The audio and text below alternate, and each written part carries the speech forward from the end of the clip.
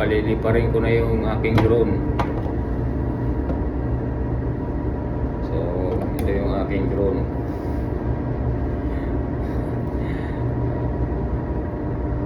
Ito yung inayos ko. So testingin natin.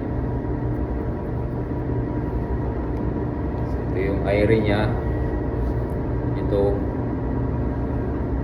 yan yung nagsusupply dito sa motor. Isang pack. Ito naman kanya pinaka-regulator. Dito papasok yung hangin, i-filter nya. Kung may tubig, lalabas dapat dito. O may ipon, ito naman yung langis. So, kapit lang natin to.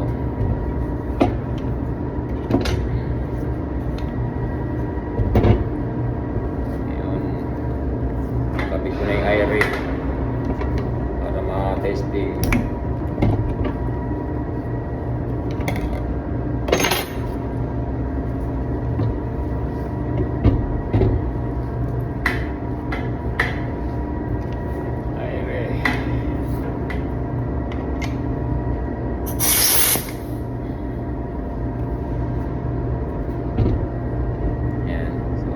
Dapat iikot.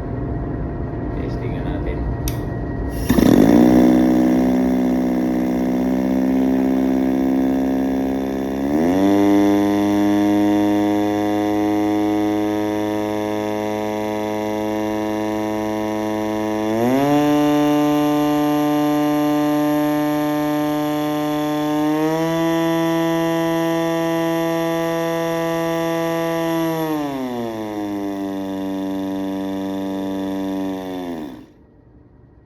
Yung na-stock dati.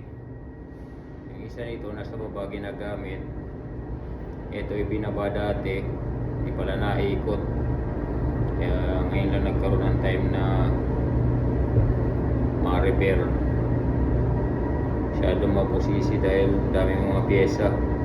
Pero at least gumagana na. Meron na ulit pang gamit sa sunod. So yan lang. Ngayon i-assemble ko pa yan dito. Yan. Yan. Papasok ko pa yan dyan. So yan. Kalat-kalat pa yung gamit ko rito.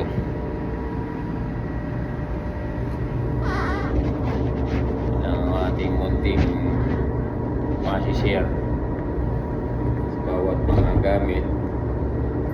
Kailangan lang tiyaga. Ito ay pag-repair naman. Ito sinasabi, gawa lang din ng tao. So, kaya din gawin to ng tao. Ito nung sisimula ko, hindi naman lahat to na turo sa akin. So, sa bawat ano kasi mga ganitong klase, curious ako. Talagang inaalam ko kung ano yung mga dapat gawin. Kung ano yung mga sikreto pagbukas, pagbalik, dahil yan ang trabaho ng isang bomba. So yan lang mga kaibigan, maraming salamat sa inyo. Cheers, ciao.